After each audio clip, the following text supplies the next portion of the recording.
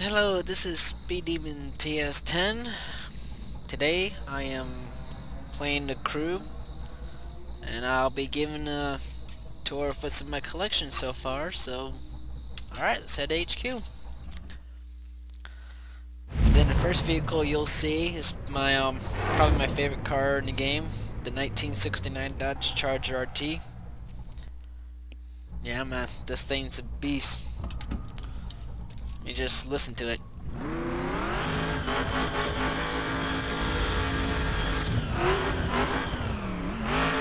Power!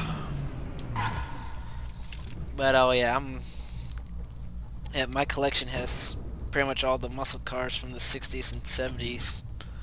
Then I got the trucks and SUVs, so I'll go over each spec and do a round view. But one thing I would love to see Ubisoft to do is to give the General Lee paint job from the Dukes of Hazzard, the TV show, not the '05 movie. I mean, I would love to have the General Lee paint job.